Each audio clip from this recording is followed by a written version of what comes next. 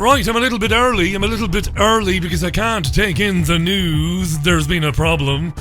Little bit of a technical problem. No news then at the top of the hour, but I'm live. It's 5 o'clock here in Salford in Greater Manchester. My name is Richie Allen. How you doing? Hope you've had a good Wednesday. This is your Richie Allen radio show, live on multiple platforms. And of course, also contactable through Twitter. Do contact me, chat away with me on Twitter. It's at Richie Allen Show there. I've got a couple of brilliant guests for you lined up for an extended conversation. You don't want to miss it, I don't think. Let's get on with the old show then. Let's get on with the old show. Good to be with you as always. The best laid plans.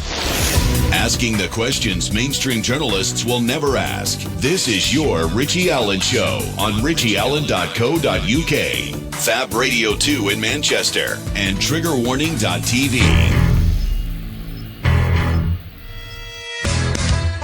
It's the Richie Allen Show, broadcasting live on richieallen.co.uk and multiple platforms around the world.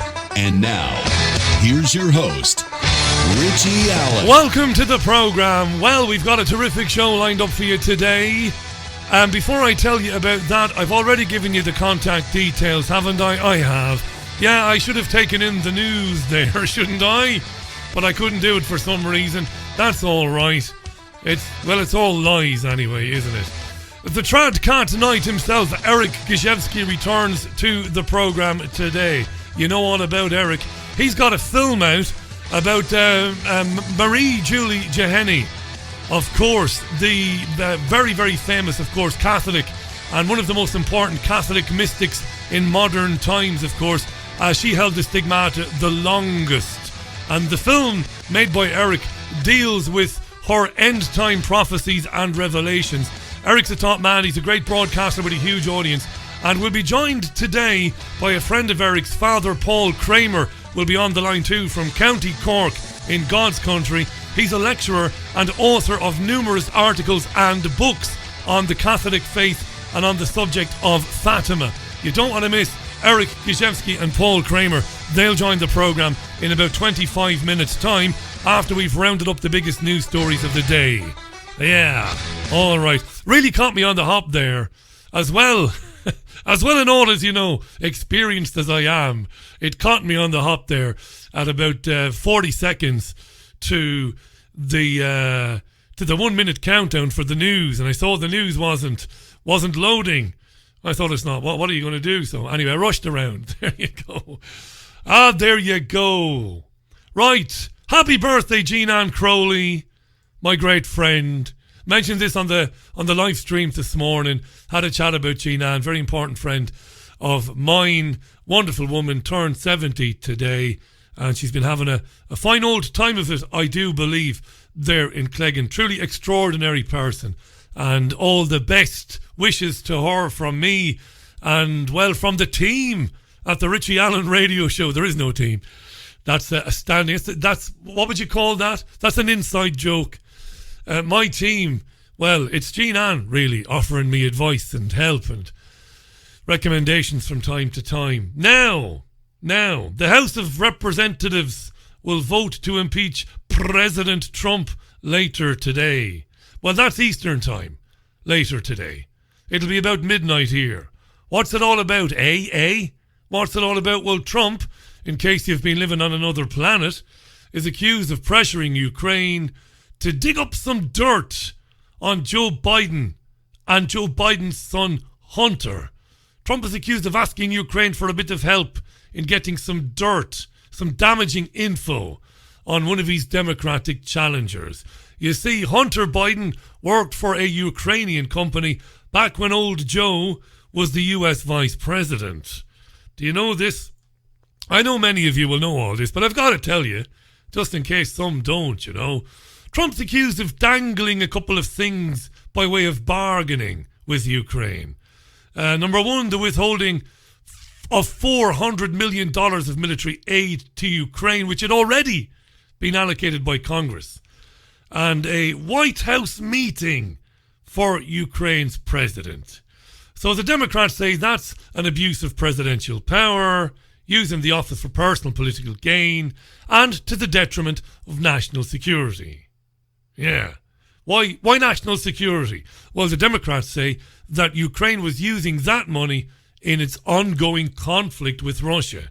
He's also accused Trump of obstructing Congress by refusing to cooperate with the inquiry. Here's Sky News Washington editor Cordelia Lynch. That's right. We're expecting around 6 hours of debate between the Republicans and the Democrats. Then it will be that critical vote for those two articles of impeachment, abuse of power and obstruction of Congress. We're expecting that somewhere between 6:30 and 7:30 in the evening here, but there can certainly be delays, and on the House floor, Republicans have already been pushing for an adjournment. They were denied that, but we are seeing the partisanship, the division, the bad blood play out again today, as we have seen it play out throughout this investigation. Democrats, though, insist that this is a somber day. It is not one that they want to take place, but they feel they are duty-bound to proceed with. Take a listen to the Democrat Jim McGovern make the case for why he believes Donald Trump is indeed impeachable. The president withheld congressionally approved military aid to Ukraine, a country under siege, not to fight corruption, but to extract a personal political favor. The evidence is as clear as it is overwhelming. If a president undermining our national security and using the federal government for his own selfish personal gain is not impeachable conduct, then, Madam Speaker, I don't know what is. I don't know what is, said that guy, whoever that guy is. So what about the Republicans then? What about the Republicans? I believe this is a sham process, that it is deeply political in nature, and that the president did nothing wrong, or at least what he did does not constitute an impeachable offence. Take a listen now to the Republican Debbie Lesko, just to get a sense of how angry some of them are.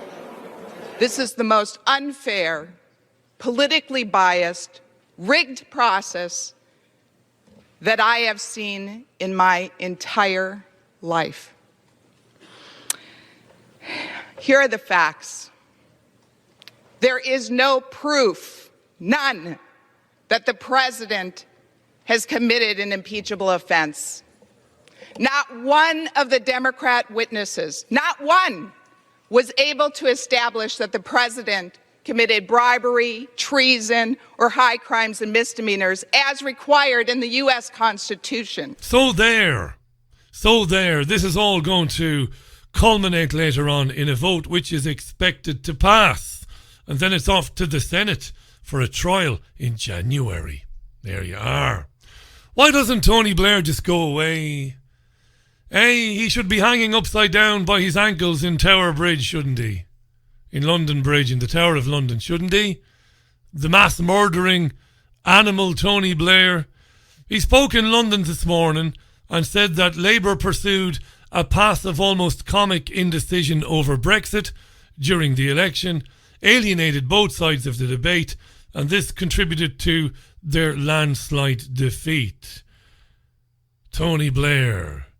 Here's a little bit of him. I know. Here's Blair's this morning. We pursued a path of almost comic indecision, alienated both sides of the debate, leaving our voters without guidance or leadership. The absence of leadership on what was obviously the biggest question facing the country then reinforced all the other doubts about Jeremy Corbyn. What is important is to understand why his leadership was so decisively rejected. This is not about Jeremy Corbyn as a person. I've no doubt he's someone of deeply held and sincere beliefs who stayed true to them under harsh attack. But politically, people saw him as fundamentally opposing what Britain and Western countries stand for. The takeover of the Labour Party by the far left turned it into a glorified protest movement with cult trimmings, utterly incapable of being a credible government. The result has brought shame on us. What was that? The result has brought shame on us. Say that again. The result has brought shame on us. Holy Jesus, eh? Over 1 million people murdered in Iraq. That man, 1 million people. 2 million. 2 million more displaced. 1 million dead. Women and children blown to pieces. And he says that Jeremy Corbyn has brought shame on the Labour Party. What kind of fuckery are you? Yeah. We'll just leave that one right there. This hasn't made the broadcast media today, which I find interesting. Well, it has. Well, hang on. The BBC and Sky haven't gone anywhere near this today. It has been discussed on talk radio here in England, but not on BBC or Sky. I don't know about ITV today, but the press in the Midlands has covered this. Leaders at an Islamic private school where extremist books were found have been swift to address concerns raised by this discovery. Now, Ofsted rated Jamia Islam. How do I say this? Is it Jamia Islamia Birmingham Boys School? That would be Jamia Islamia Birmingham Boys School. Ofsted rated it inadequate back in July. Why? Because books were found in the library, some of them promoting support for an Islamic State. Not for Islamic State, the terrorists, the Western created terrorists, no. And this has been misunderstood on social media today. A lot of goons who can't read, who can't actually read something and ingest it. A lot of goons think the books in the Birmingham Boys School were promoting Islamic State. No, they weren't. Some books in the library were promoting support for an Islamic State. Not good either, you might argue. So a follow-up inspection found the books had been taken away, but that the school didn't meet all required standards. One book found in the library of Jamia Islamia Birmingham Boys School contained the words, "Don't make the Jews and the Christians your friends." Right. Here's the editor of Spiked Online, Brendan O'Neill, speaking on Talk Radio today. It's terrifying. I think it's really genuinely terrifying. It's not fucking terrifying at all. It's concerning. In the book, one of the books also said, don't be friends with Jews or Christians. And as you say, some of the books were pro-Islamic State and seemed to contain an incredibly intolerant message. And I think it's... Yeah, don't let the truth get in the way of a good lie. The books did not contain support for Islamic State. And seemed to contain an incredibly intolerant message. And I think it's deeply worrying that a school would have those books in its library and children could access them.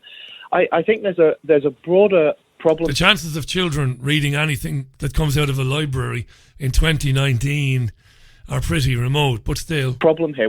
The problem is illustrated by the fact that not that many people are talking about this news story and this situation. And if you just think, imagine if a Christian school had pro-Nazi literature in the library, for example, or books saying you shouldn't be friends with Muslims. Muslims are not very nice people. I mean, that would cause a big, big scandal.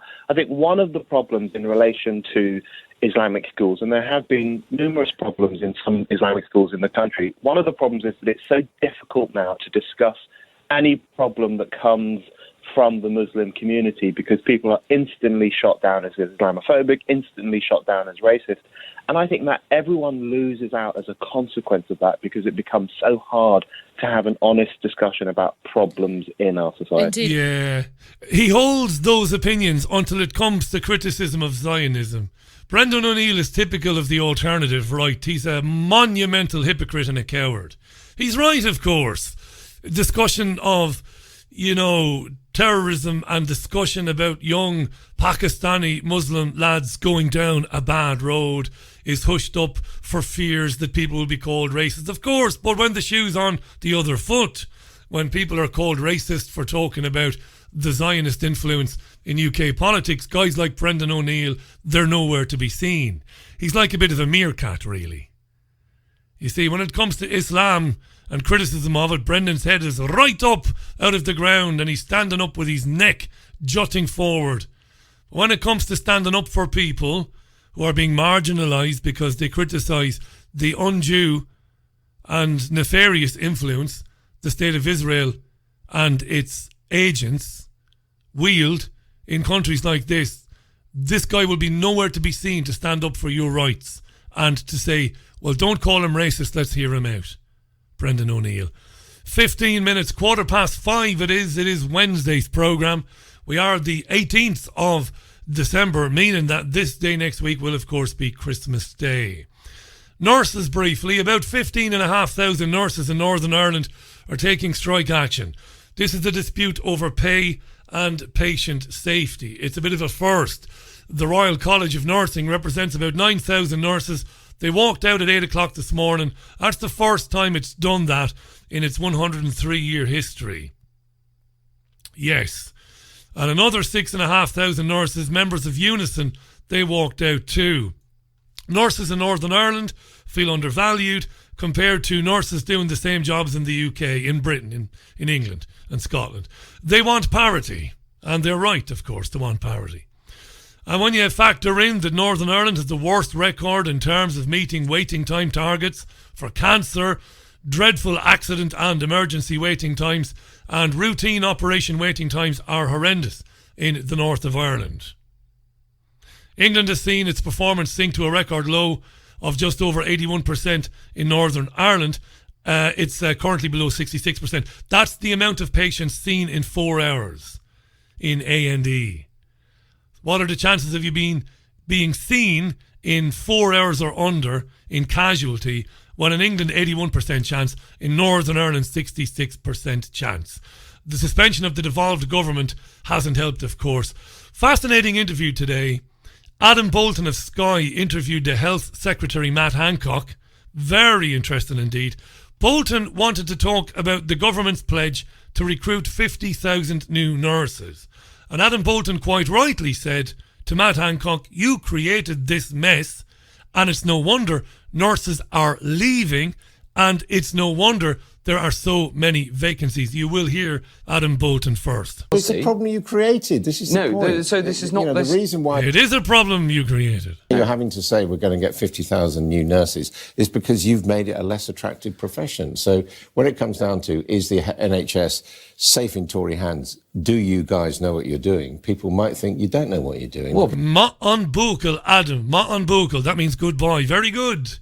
You created this mess. Nobody wants to be a nurse. It's shocking. So there you are. Nobody believes you. Well, people clearly voted for us, and I am absolutely determined to meet the commitments that we made in that manifesto. Right. 50,000 more nurses. Yeah, hang on. But let me just explain this point. The number of nurses is higher than in 2010. It's gone up in the last year since I've been Health Secretary by 5,000. That's great. So it is moving in the right direction. It's just not going fast enough. But also this 50,000 figure, with all due respect, is insulting the public, isn't it? Because no, on the contrary. From where we are now, even if you succeed, there will only be 30,000 more. No, there will be 50,000 more. No, there won't, because people are leaving the profession and you are trying to retain them. I will repeat this until I'm blue in the face. And I think the public understands it. And I just wish that more presenters did, right? If he said that to me, right, Bolton gives him a pass here. If he said that to me as a presenter, I would humiliate him live on air. The public get it. It's a shame presenters can't get it. He's lying through his teeth. Understands it, and I just wish that more presenters did, right? I would hammer him. Right? Our commitment is incredibly clear. It is to increase the number of nurses in the NHS by 50,000 from the number today. This is horseshit. He's saying that one of the ways we'll do this is by preventing existing nurses from leaving. So it is nonsense. It is double speak, it is devil speak, it is shit speak, it is garbage to say we'll increase the amount of nurses by 50,000. One of the ways we'll do that is we'll stop about 19,000 leaving. This is garbage. To the number at the end of the Parliament in 5 years' time. The number today is 280,599, and we'll increase that number by 50,000. Now to 330,599 or more. Now, the way that you do that is twofold. Firstly, you put more in. So, for instance, getting more trainees, more new nurses. And we've estimated about 31,000 of the 50,000 increase will come from that. And also, we're taking action to stop more nurses leaving, to stop nurses from leaving. At the moment, about 27,000 nurses leave every year. I want to reduce that figure. So even if we didn't have any new nurses coming in, any more new nurses, if we took the retention measures, we would end up with more nurses in the NHS because fewer would leave. I understand really that, but it's still clear. about keeping... Maybe Goodwill Hunting understands it. Maybe you've got to be a mathematical genius on the level of Will Hunting to understand what maybe Hancock is telling the truth, maybe. Just sounds like horseshit to me. Keeping people at work who are there now. Yes. Most people's measure is not an increase. No, it's not. Good man. It's just straightforward. No, you're wrong, and the public gets it. Punch him, Adam. And we're really clear about the commitment. The commitment is that if you look at the total... Hold on, Adam. Don't let me explain it, and then maybe you'll understand. At this stage now, I think I would have twatted him. Even the newspapers that have been bending over backwards to support you during the election campaign, like the Telegraph, do not accept your version of these figures. It's funny that the newspapers that supported him during the election campaign and enabled the lies, now those newspapers, safe in the knowledge that we've got at least 5 more years of the Tories, now the right-wing newspapers are saying, yeah, it is bullshit, really. Yeah, it is. Isn't it funny? We kept quiet, though, during the campaign. Yeah, I know. This is the Richie Allen Radio Show. Back in a minute with a little bit more. And then we're off to the US and we're off to Ireland. Father Paul Kramer and Eric Gajewski will join the programme. You don't want to miss it. Renowned healer Mark Gajewski travels the world to find the most unique and powerful crystals for self-healing. Since the ancient times, crystals have been used as healing tools. They hold a natural healing vibration and are highly charged in positive energy. Mark teaches how to channel the universal energy and transfer it to the crystal to activate its healing power. Each crystal is used for its unique ability to target a different physical or emotional challenge. Mark Gajewski is an author, healer, speaker, and founder of the Pure Energy Healing Academy. He shares powerful messages of inspiration and healing on his daily YouTube videos, reaching millions worldwide. Mark's crystals, healing oils, and incense sticks are most sought after by other healers.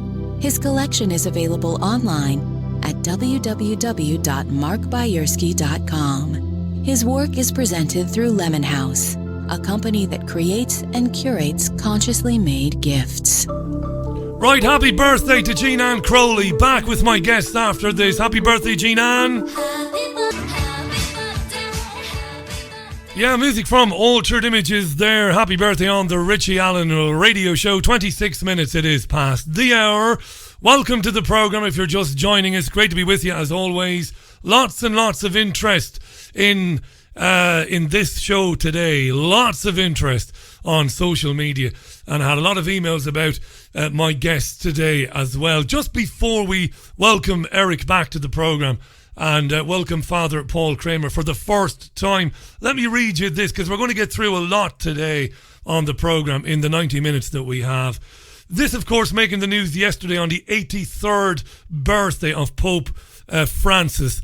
This is from The Independent.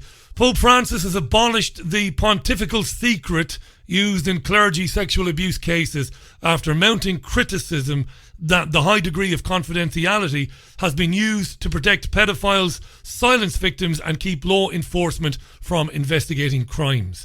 In a new document, Francis declared that information in abuse cases must be protected by church leaders to ensure its security, integrity, and confidentiality. But, he said, pontifical secret no longer applies to abuse-related accusations, trials, and decisions under the Catholic Church's canon law. He also raised from 14 to 18 the cutoff age below which the Vatican considers pornographic images to be child pornography.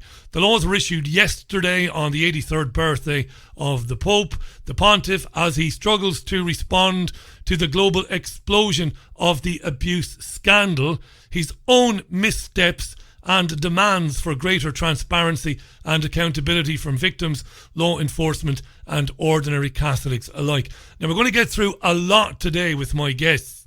We'll talk about Fatima. We'll talk about apostasy in the church, in the Catholic Church. Idolatry we'll talk about.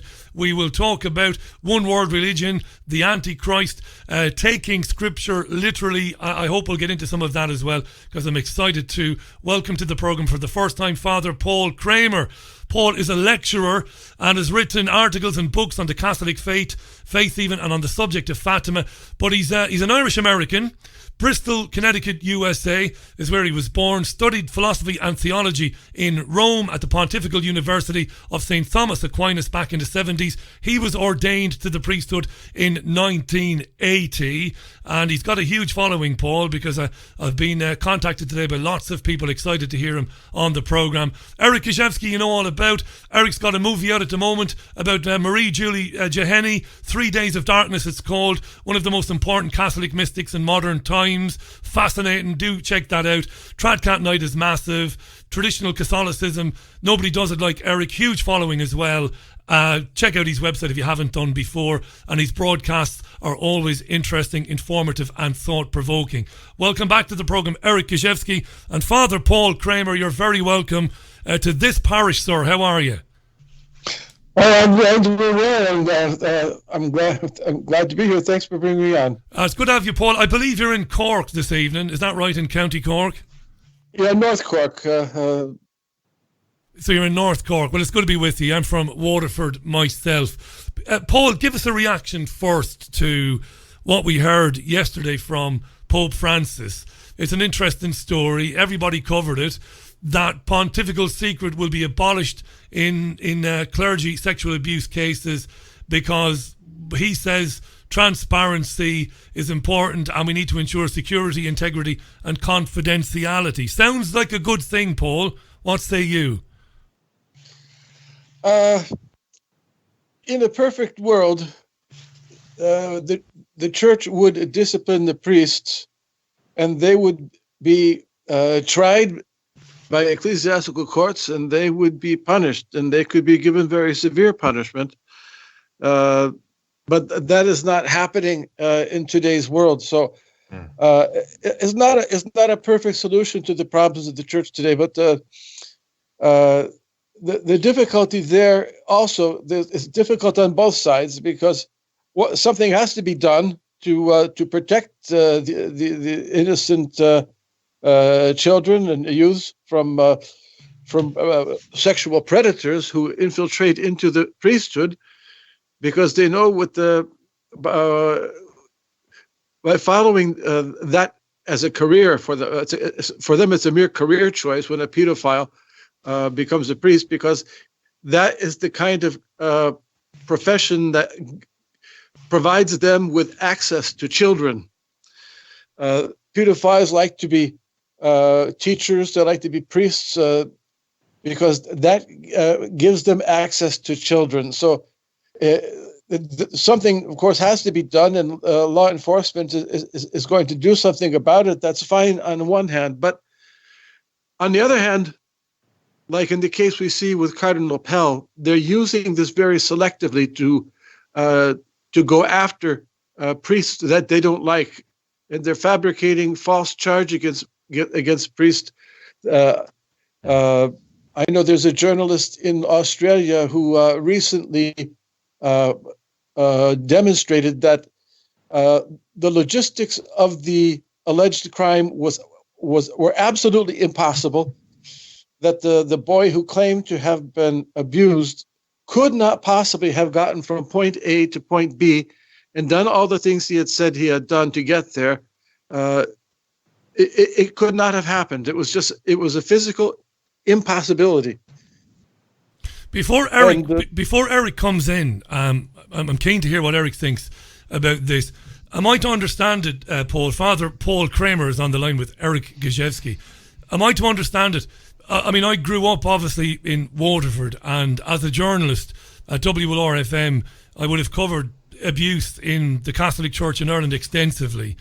And I know you take that very seriously, but I think in the work that you've done, and I know you've published books, you've edited books, am I to understand that you think that one of the reasons we saw so much abuse in the Catholic Church you contend, or you think that it was an attack on the church itself, that these things did happen, they are happening, but that there was something going on that maybe a lot of people never contemplated, that the church itself was being brought low, that this was part of some agenda?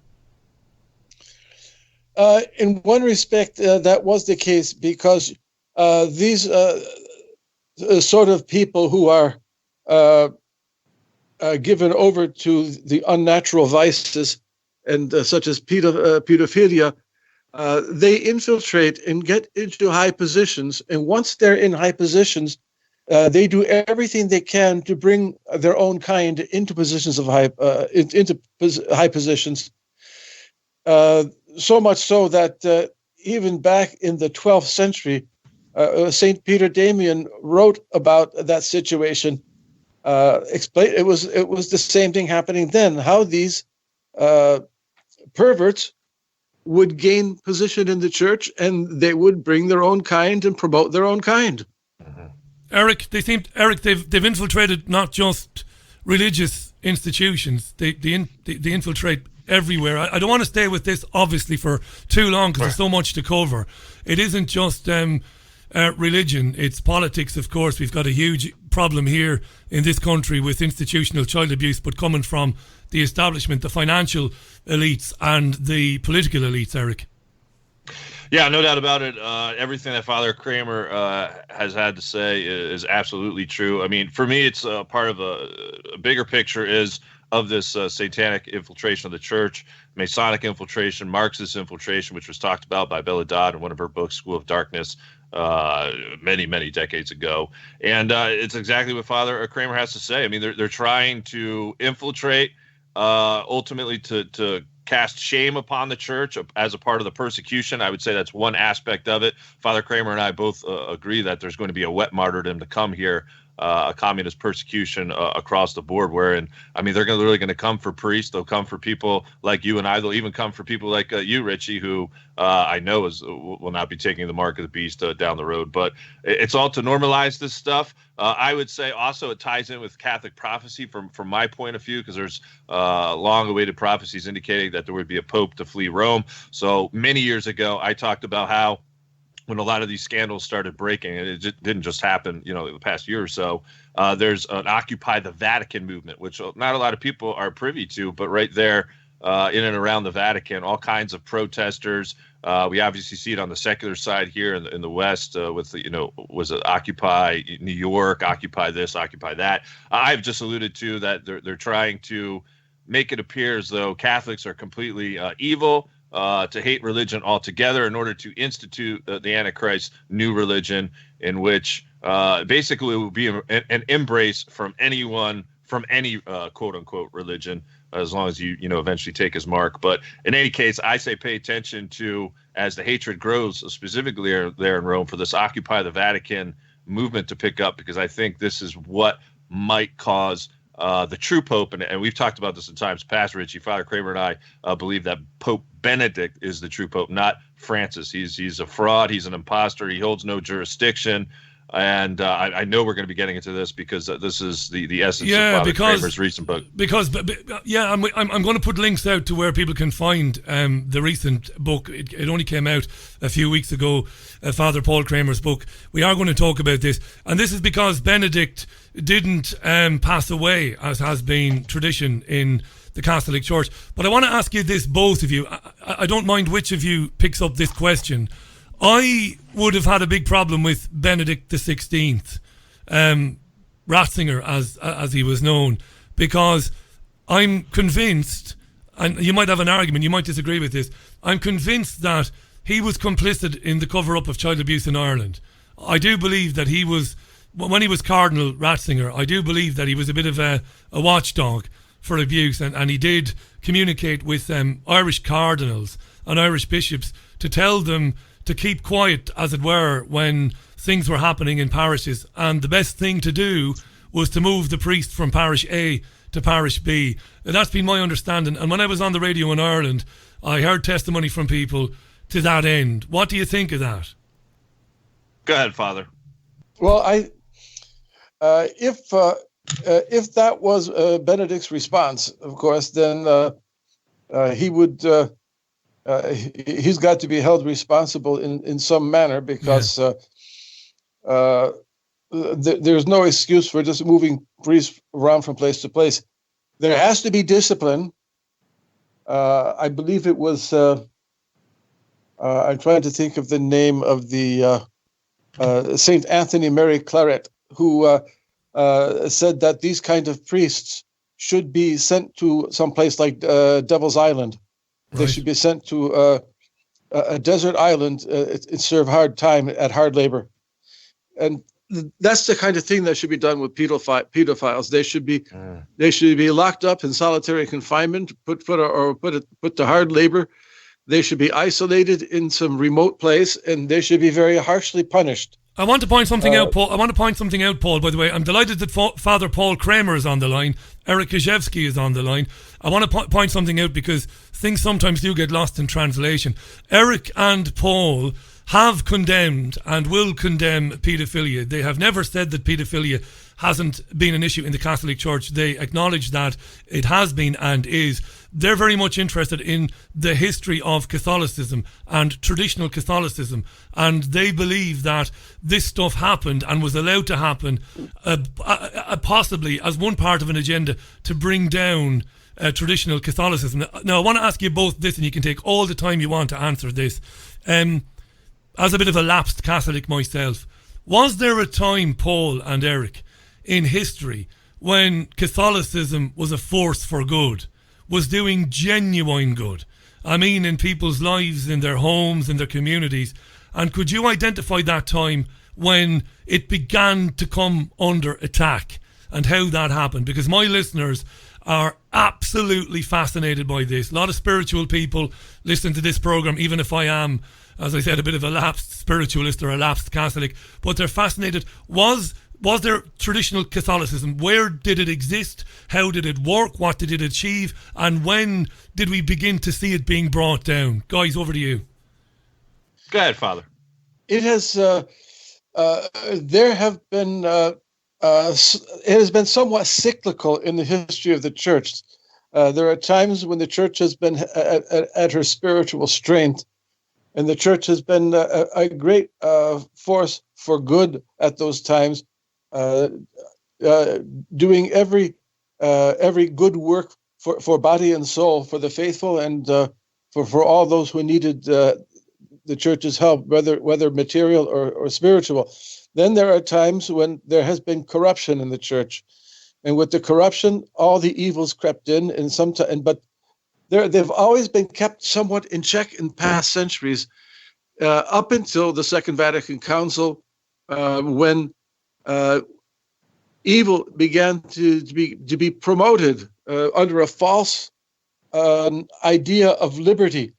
But this idea of liberty was really they're promoting license for one to give free expression to every evil inclination and passion, so that it was going to lead to this sort of a thing. When you have priests who are preaching, do whatever you like, do what you feel is right, and this is what Bergoglio says: as long as you do what you think is right, you're going to be saved. Well, no. If you're a pedophile and you think that's all right, you're going to be sent to the lowest pit of hell, and you deserve to be sent off to Devil's Island to do hard labor. But the problem is that there has been an organized attempt for these groups to enter into the church to gain positions of power.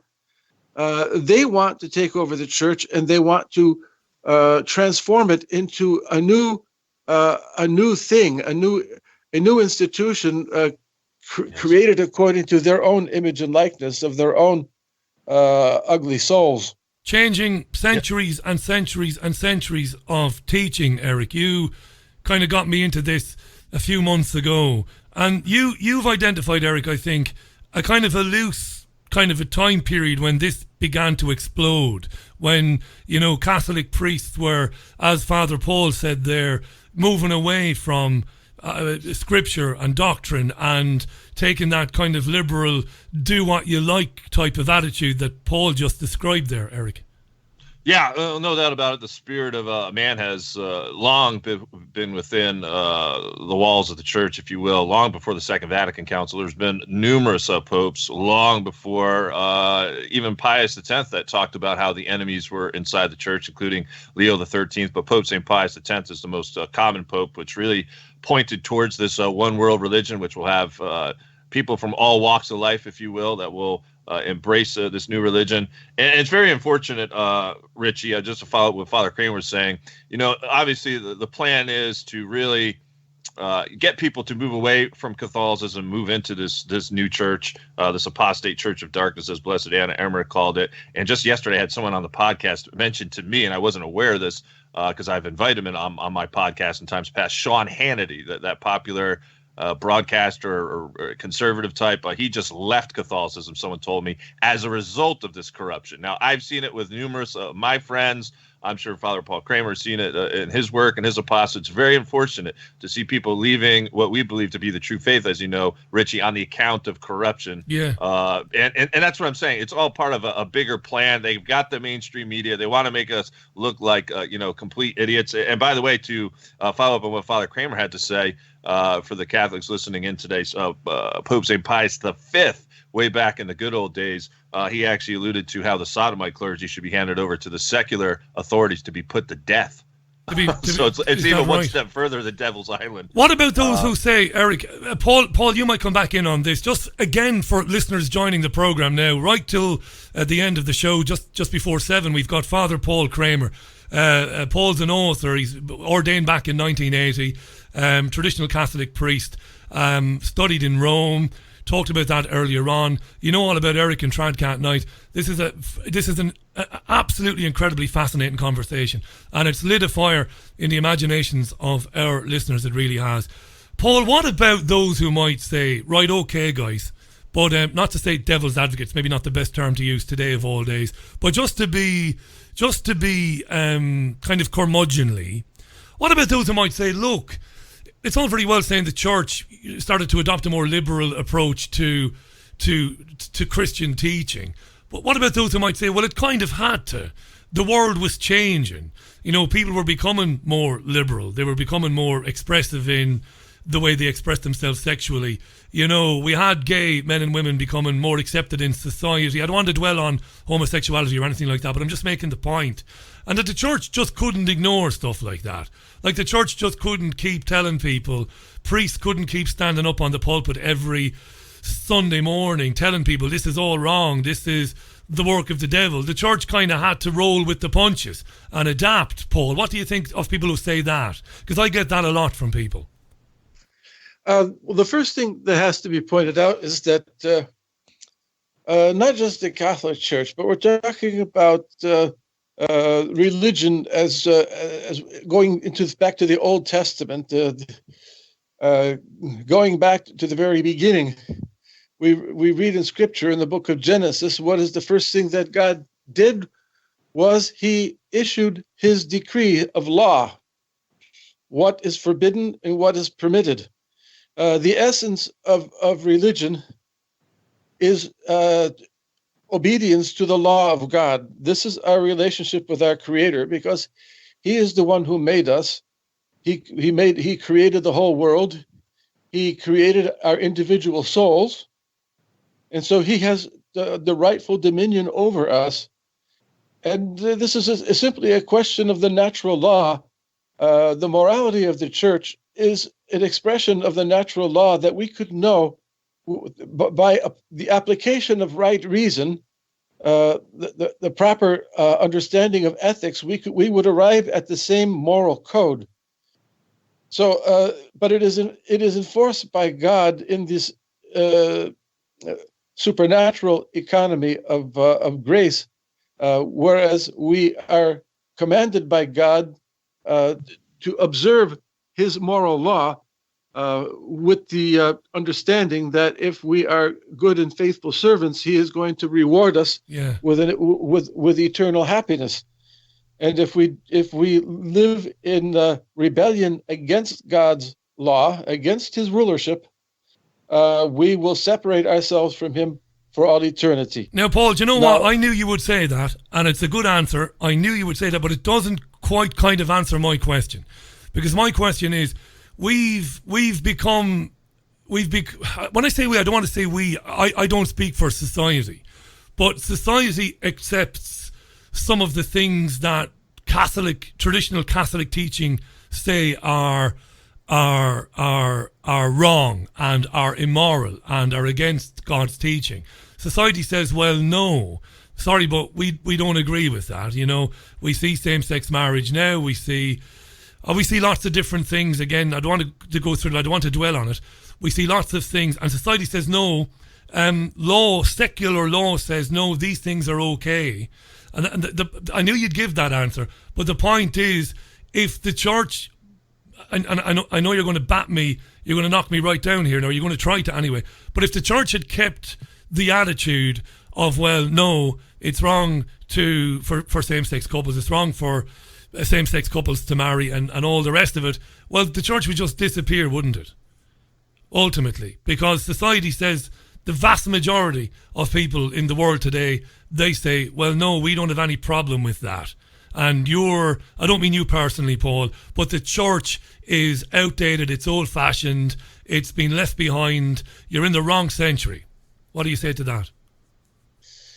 Well, we have to bear in mind that this is the result of corruption, that there is a right moral order, and that is that cannot bend to relativism. And that was the message of Pope Benedict XVI, that we cannot compromise with this moral relativism. What is right remains forever right. What is wrong is wrong. Yeah. And the consequences, of course, are that in one society that happens to be undergoing a great deal of corruption, the result of the corruption is that they become very permissive in all kinds of immorality and unnatural vices and things. And the result, of course, is not as if God is going to allow this to go on forever. Right. He is the Lord over the whole world. He is the Lord of Lords and the King of Kings. And he will not tolerate this much longer. Can we come back to that in a second, Paul? Because I have a question for Eric. We'll come back in a second to what you think might be coming down the line. I know you want to talk more about Benedict, and I know we want to talk about why you believe that the Antichrist might be here, and what that even might mean for people. Father Paul Kramer, Eric Gajewski are our guests. Eric, just to pick up the point that Father Paul made there, couldn't it also be argued, Eric, that God's law was basically translated into what the church decided it was? That ultimately we've got that weak point where we're still taking man's interpretation of what God decreed to be right and wrong. What do you say, Eric? Well, we know as Catholics, and actually this is a part of Father Kramer's book when we're dealing with the papacy, we know via Scripture itself that when Jesus handed over the keys to Peter, that the church can define infallibly on the matters of faith and morals, and do so on that divine level. Now, it's very interesting in our times, as Father Kramer will point out in our book, is we've got an individual who claims to be a pope, yet is denying some of the basic truths of the Catholic faith. He's being obstinate about it. And Father Kramer's books essentially arrives at the conclusion that the church is infallibly taught that we cannot have a heretic pope. It simply is not possible. So it comes back to the question of authority, which can be proven historically. Getting back to the one point what Father Kramer had mentioned, because I was hoping I could talk to a little bit about this today. Of course. Ultimately, we believe as Catholics, either since this world is for Jesus and we're trying to, as Catholics, promote the social kingship of Christ, either we're going to live in a Christian world and a Christian society, or not. And obviously there would be consequences to that. And when I bring you on my show and I come on your show, we always talk about these divine warnings of nature, right? We see the bizarre weather that's happening out in Europe. And these are precisely what we find in the consensus of Catholic prophecy, that there would be these warnings before the worst of the worst chastisements would hit. And when we're talking about chastisement, this of course is in God's love, because he wants people to correct themselves. He wants people to say, oh goodness, oops, we made a mistake. It's time for us to return back to that faith that Jesus Christ had laid down. But ultimately, this, of course, as you know, Richie, is an ongoing battle, if you will, between Catholics and Protestants. Protestants will argue, well, the church doesn't have any authority, and but obviously from a Catholic perspective, we believe otherwise, and we should remain faithful to that original faith that was stamped down, passed down through the early Catholic apostles by Jesus Christ. And that's what we're trying to do as traditional Catholics. So it would go back to your argument. You said, basically, I'm trying to paraphrase here, as the world kind of gets worse, or society gets worse, the church would seemingly disappear. And that's what Father Kramer and I are trying to point out, that the church more or less is going underground, will go full-fledged underground as this apostate church arrives onto the scene, which flows in accordance with scripture, tradition, all these Marian apparitions. And there will be very few to get through this storm. So I hope that answers your question enough. I know I jumped around a little bit. No, it does. It's really, really fascinating. I've been asked to put canon law to you both, to Father Paul and yourself. Maybe Paul will come back in. How did canon law take precedence? A listener has said to me, canon law kind of gave a get-out clause to priests who behaved badly in the past. That might be worth explaining to our listeners. Paul, what do you think? Well, it's not so much canon law, it's so much the problem has been the enforcement of law, because when you have corrupt people rising to the highest levels, they like I said, they promote their own kind, and they allow them to get away with things. It becomes a criminal, like a criminal organization, a club. When you have a gang of people who are perverts and have no respect for God's law, yet they, in their supreme hypocrisy, they wear the attire of bishops, and at least have been ordained bishops unworthily. You're going to have the letter of the law will not be observed. The law will become a dead letter, and that's really what the problem has been. The problem is not canon law. The problem is that canon law is not being enforced. It's not being enforced. Lots and lots of tweets on this. Faisal tweets that he does think it is possible that Christianity is being attacked, but he thinks it's actually the highest level of the Vatican that's doing it. The Vatican working against Christianity and Catholicism, says Faisal there. Sean wanted to ask, this is Sean Hinchcliffe, what would be a quick definition to explain today's Catholics and traditional Catholics, if he was asked to explain it? I don't know if one of you want to pick that up, and we'll move on to more pressing things then. I know there's lots you want to get through. How would you explain that to somebody listening for the very first time?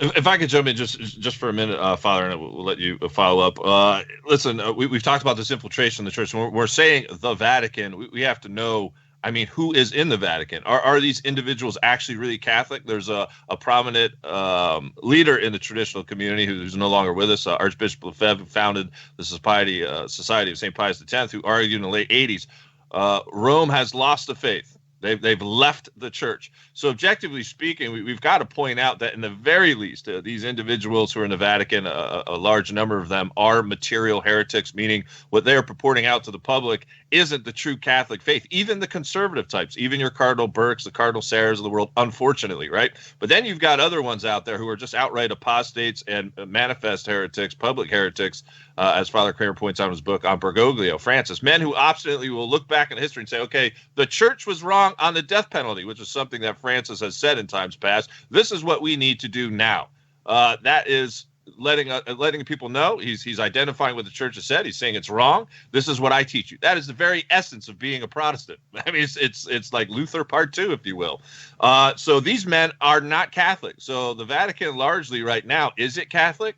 I know I'll let Father Kramer jump in to add some more evidences, but we would say they are modernists. These individuals who have an erroneous, sort of like if you were to go into the grocery store and you're looking for Coca-Cola, which would represent Catholicism, and you come out with, Coke Zero or whatever other versions they have now. It's not the same thing. It's not the same thing. It's a watered, it's a pseudo-Catholicism with a K.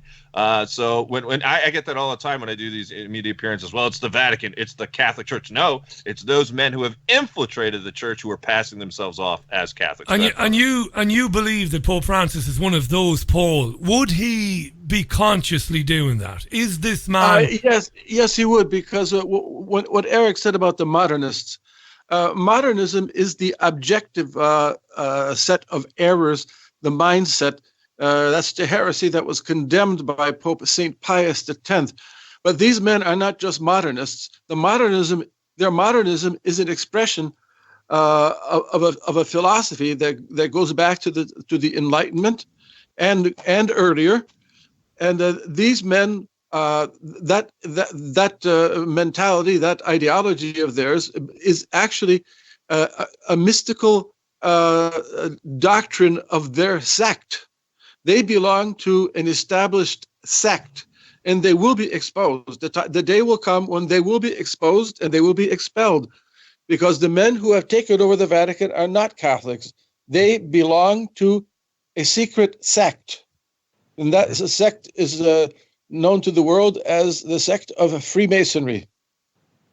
I was watching, which is largely behind the pedophilia and the sodomy, by the way. I mean, there's anyone who's done research on Freemasonry and just Marxism in general knows that they're sexual deviants. I'm not giving a pass on, those priests or clergy who truly have, the whole quote unquote same sex attraction. But not all of them now, Eric. Hang on, my friend, my good friend. It's good to know you. It's good to have you back on the program. Not all Marxists and Freemasons are sexual deviants. We can't say that. Not all, but there's a strong connection. Yeah, there's definitely a strong connection. It stems back to sexual rights of the Kabbalists, the Talmudists. Father Kramer has also digged into the past of Freemasonry and demonstrated these connections between, the Talmudists, Freemasonry. But yeah, I definitely don't want to make it seem like it's a pass, because I would say in these times, Richie, more than ever, we've got an awful lot of demons that we're dealing with. So temptation is on the rise. There was this one famous vision of Leo the 13th going way back in the late 1800s that indicated that God would allow 100 years for the devil to attempt to try to destroy the Catholic Church. And as we get closer to you mentioned my movie earlier, Marie Julie Jahaney, 3 Days of Darkness. As we get closer to the 3 Days of Darkness, there are more and more diabolical activity happening. This is why we're seeing so many strange stories, if you will, that are so bizarre that'll literally make the hair stand up on the back of your head. But as we get closer to 3 Days of Darkness, it's indicated, Richie, that every devil is going to be let loose. Every devil from hell. So talk about temptation. We're all dealing with it. It's clergy. It's you and I. And we all have to do our best to remain in a state of grace from a Christian standpoint and to battle the demonic forces. I don't want to get bogged down, Eric. I want to bring Paul back in, Father Paul Kramer. I don't want to get bogged down in kind of childish discussions that you guys have had a million times with a million other journalists over the years. But there is something that fascinates me. First of all, I wouldn't dream of patronising you or Paul. I think you're very fascinating. I think you're very, very smart guys. I was watching videos, lectures that Paul has given. I've been watching you, Paul. You've probably felt a little tingling sensation on the back of your neck there in the last couple of days. That's been me. I've been watching your videos on YouTube, and I think you're a profoundly smart guy with a lot of very interesting things to say. But I don't want to get bogged down in childishness or semantics, but I do want to say this. I'm fascinated by this. I've never bought the idea that we were created. I don't want to get into this, but just because Paul won't know this, I've never bought into the idea that I was created by a supreme father in his own image and sent here to do good and to follow law and eventually join him in paradise. I'm not dismissive entirely of it. I don't mock it. I don't laugh at it. I'm not arrogant. I just don't buy into it. But for a moment, if I buy into it, I'm a pretty decent guy. I'm living with, I've lived with the same woman for 17 years. I'm not married. We do have sex outside of marriage. Both of us are fairly liberal in terms of we would know gay men and women, and we don't have any problem with that. We don't have any problem with knowing them, and we find them nice people, just like anybody else. I don't particularly like the idea of gay men and women adopting children. I'm not too happy about that, but I say that out loud. I'm happy to say that.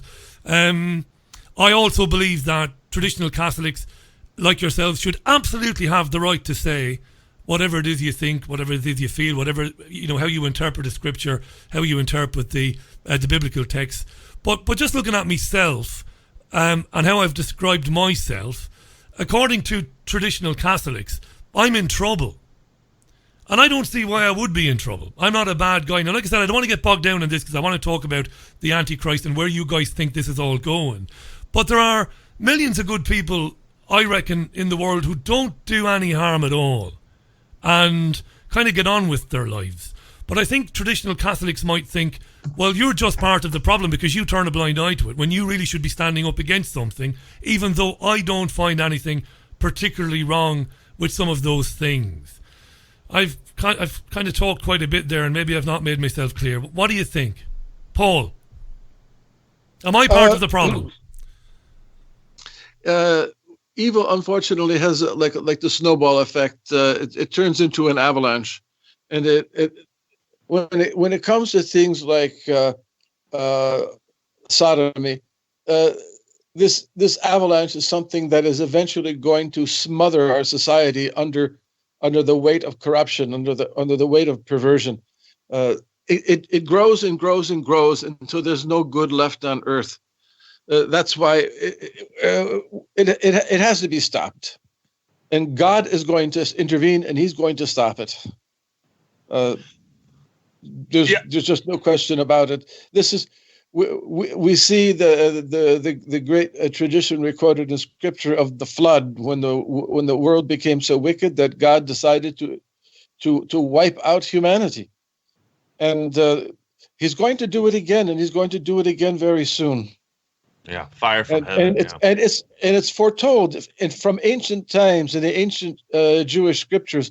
It is foretold that this will happen. Richie, if I could jump in here for a second. Remember, in times past, I think I've relayed portions of my story to you. We've talked off air, and we've had good conversations. I spend most of my time with non-Catholics, then Catholics. Maybe that is hard to believe by some of your listeners. But listen, for me, it was a conversion process. I was raised Catholic, if you want, in the Second Vatican, the Council Church. I didn't really understand completely what was going on. Then I had a multitude of things happening to me. I went through my Book of Job experience, and I sat there for quite a considerable amount of time wondering why in the world would God allow this to happen to me. So I shut down. I became a non-believer like you, atheistic, maybe at a certain point, dabbled into, agnosticism or whatnot. I just couldn't process that. So for me, it like conversion is a process. And so when I finally got it together and I understood why God was doing it to me, because He was trying to get me on a different path, right? I was a very worldly man, businessman, MBA degree, running businesses, doing this or that. But God needed me to go in a different direction. So I always kind of parlay my conversion story, not that I am St. Paul, but similar to what Paul went through, right? Or Saul in Scripture, right? He got knocked down off of his high horse. And so God allowed him to sit, 3 days, Father, where he had to get a good chance to sit and do some reflectionary time. Like, hey, what you're doing is not right. And so what Father Kramer and I are trying to say with these divine warnings of nature, like, hey, God is crying out, like, listen, you guys think you're on the right path. And again, when I say you, I'm not talking about you specifically, Rich, but just in general, society is on the wrong path. Let me respond, Eric. Let me respond. I've got to respond there. I want to remind our listeners, by the way, it's 7 minutes past 6. I am very, very happy to be chatting with Father Paul Kramer. Paul is in North Cork this evening. Very welcome, Paul is on the programme. He's got a huge following as Paul. I will publish links to where you can find Paul's books. An Irish-American native he is, living in Cork now, studied philosophy and theology in Rome at the University of St. Thomas Aquinas back in the 1970s. You know all about Eric Gajewski, Tradcat Knight. He's been on the programme before. Love having you on, love sharing these opinions with you. But I want to tell you both that I think you're terribly wrong when you know, like Paul says, and of course you'll get plenty of time to respond here, you know, sodomy and it being evil and, you know, it being this terrible scourge. Look, the vast majority of same-sex couples, whether it be male same-sex couples, they're terrific people. They don't do any harm to anybody. They don't bother anybody. I'm not gay.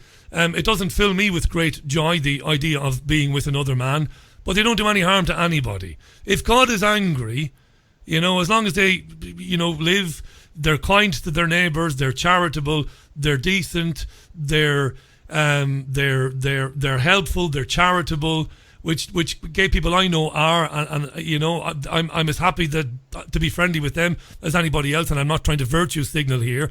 But isn't God surely in a state of wrath, maybe, because millions of people are murdered around the world every month or every year for wars based on false flag terrorism, Libya, Iraq, Afghanistan, Syria, millions and millions of people being murdered, often in the name of God.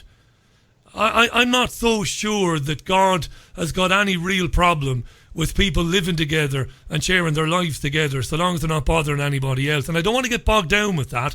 I'm certainly not trying to score any points against you two guys. I have the greatest respect for you and your opinion. I just don't see why any benevolent, pure love God would care, because it doesn't do anybody else any harm. Now, when you start talking to children aged 4 or 5 and telling them, you know, you can be a trans person, you can be a gay person, or even teaching them about sex and masturbation. I know Paul's got a big problem with that, as you do, Eric, and I agree with you. That's a different thing entirely. But 2 consenting adults not bothering anybody, come on, guys, you two guys are far too intelligent to bring that to my radio show. They're not evil. They're not really the problem here.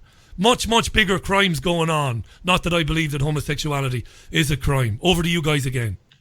I'd say, well, first of all, the individual gay couple is much less on the scale of offense against God's code of ethics, God's law, than someone like Henry Kissinger, who plotted wars and the depopulation of countries and the mass murder of yes. So. But that's only one aspect. There's all kinds of evil going on throughout the world. There is a massive rebellion. Humanity is in a state of rebellion against God, and there's a total turning away from God, where people are not listening to the revelation of God. They have no intention of being subject to God's rule. Yeah, I mean, maybe you could talk about the natural law too a little bit, Father. And I would just incorporate. I mean, it all goes back to, I mean, who is your God?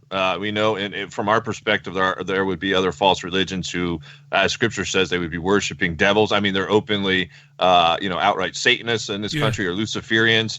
I'm not saying that every Luciferian, is a sodomite or whatnot, or is a homosexual, but the point is as Catholics, of course, we believe that there is a true God, and He kind of defined what love is, what a loving relationship is. Now I'm talking about on the level of for procreation, which I'm sure Father could talk about as well, because that's the primary aspect behind marriage, is that there be fruit, or procreation behind that.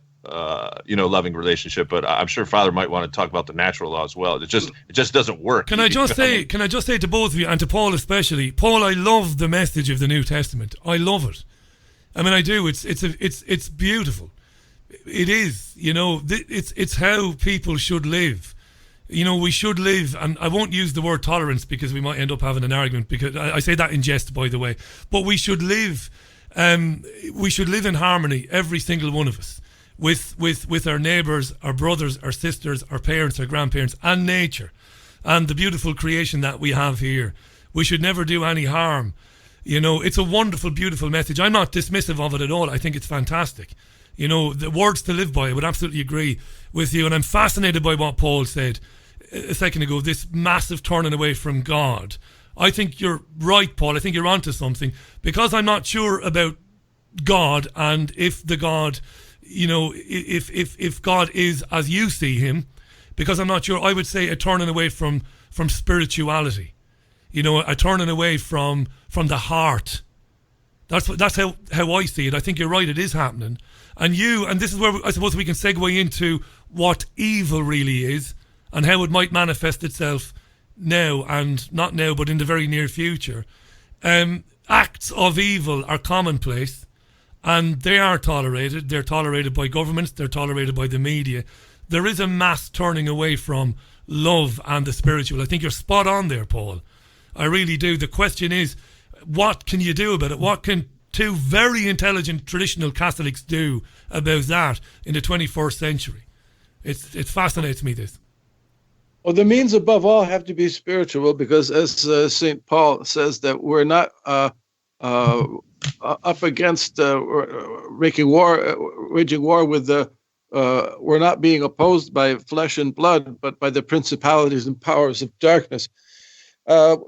People don't really understand when we speak of heresy. They're thinking of some theological abstraction. They're thinking of this or that sect. But it was Cardinal Henry Edward Manning who wrote, I think, back in 1861, that heresy is really one unified movement that goes back to the very beginning and will culminate with the reign of the Antichrist. The world has been in a spiritual state of war, and that war has been materially manifested in bloody warfare, military warfare, down through the ages. Eric mentioned earlier something about Talmudism and Kabbalism. Now, the idea that I'm trying to get across is that heresy doesn't begin with deviation from the Christian teachings, from the Catholic doctrine. There was heresy already in the Jewish times of the Old Testament, and there was this what is today identified under the name of Gnosticism, which the Freemasons boast of being their religion is Gnosticism. Now, this goes back to the ancient times. It infiltrated into the Jewish church of the Old Testament time. The Jewish scholar Gershom Scholem, in his book on Jewish mysticism, explained that the Talmud has been saturated with this doctrine of Kabbalah. Now, this is something alien to Judaism. I know there are the very orthodox rabbis who reject this whole idea of Kabbalism, as Kabbalah being anything Judaic at all, because it actually is entirely opposed to the Judaic religion that we find in the scriptures. In fact, we find, look in the Old Testament, it's very, very clear. You see the battle between the God of Israel and the gods of the nations. Remember that great contest between the prophet Elijah and the prophets of Baal. This is not just some obscure mention in the Old Testament literature. This is one instance of a long-standing war that has been going on between these two forces from the very beginning, and will continue until the end of time, but is going to culminate in what Jesus Christ called the Great Tribulation, which will itself culminate in the reign of the Antichrist. But this has been one unified battle between two forces since the most ancient times. Since Richie. Yeah, come back in, Eric. Just before you come back in, and you'll answer this, Eric. So, listening to Father Paul there, this is the time of the Antichrist, is it? I mean, I see unspeakable horrors every day of the week. I don't speak out about them. I don't mean I don't speak out about them. I generally just tend to keep I look at stuff a lot of the time with my mouth hanging open. Unimaginable, unspeakable, inhuman, evil things are happening, not only around the world, but in this country, here in the UK. And, people might wonder, where is God? Is God asleep on his watch? What's going on here? We talk about what's happening with children. They want children now to learn how to masturbate in schools. This is not a joke. I mean, this is, I'm not, it's happening. Yeah. And that's just one. And then of course, you think about the murders, the false wars. And I sit around and I wonder, well, if you two are right, and you two are proper scholars, by the way, whether people agree or disagree with you, you've done your homework. I'm well aware of that. You know the scriptures inside out. If you are right, then, Eric, the Antichrist must be reigning right now. Yeah, I mean, there's been, a whole lot of people who have alluded to this. I mean, Cardinal Biffy a few decades ago indicated that the Antichrist is here. He would be the ultimate humanitarianist, sort of like a Mother Teresa type. And it follows on the point I wanted to follow off, piggyback off of Father Kramer, was you mentioned evil. Like, give me like a one-word description of evil today. I'll give you one word: deception. And you and I have talked about it in non-theological terms, just even what's coming from the mainstream media. What's being presented as wrong is now right. Everything's inverted. So there's a process, and I've said this on my own podcast, and when I discuss how we'll ultimately arrive at this Antichrist figure. And by the way, these certain Talmudists, they're talking about how their reign, their Messiah, will be 2023. I've caught them on numerous times saying this. They're preparing the third temple. We see what's going on there with Trump and Kushner kind of laying down the platform with this false Middle East peace thing going on. Then we have the apostasy in Rome, which we didn't even get to because you mentioned idolatry at the top of the podcast. So Father Kramer and I will talk about that. Those are two major signs that he's right around the corner. As a matter of fact, there's a well-respected Italian journalist who just came out the other day and was kind of summarized on this one website called Gloria TV. He indicates now that, this is the generation that will see the Antichrist, which is, again, our position. Father Kramer and I, when we talk about the Antichrist being pretty close, right around the corner, I want your listening audience to know that is not the common opinion, unfortunately, in the traditional Catholic world. We're one of the few voices saying, like, hey, there's not a period of peace coming, like, in the next 5 years or whatnot, that we're going to go through this great storm, and then after that storm clears, that's when the rainbow occurs. So for me, evil, right? Deception, right is wrong, wrong is right. We couldn't go from Catholicism to the Antichrist in a matter of a few years, Richie. This is why the enemies from inside the church, they needed to gain hold of this Second Vatican Council, right? So that they can implement these kind of man-centered first principles as opposed to God-centered or church-centered principles first. And it's been a watering down process. Yes, this is what the church teaches us. They've always taught us this. No, it's all baloney. It's actually Freemasonic principles, as Father Kramer knows. So people are being led off of the cliff like lemmings right into the arms of the Antichrist unwillingly. Or how do I put this? They don't even realize that they're being led out, as Father Malachi Martin alluded to. This is a camouflage apostasy where most Catholics don't even realize they're following a whole other religion. It's not just a few errors here or there, as Archbishop Lefebvre said. This is a whole new religion they're following, which is going to be signed off, sealed, and delivered by the coming biblical false prophet and Antichrist, in my opinion. I don't know if you want to add anything, Father. Yeah, Father, just before you come back in, stay with that, Father Kramer, if you don't mind, the new one world religion that you've both kind of touched on earlier on. Eric is just kind of leading into it there. What might that look like, Paul? What might it look like? Could you give us any kind of an idea?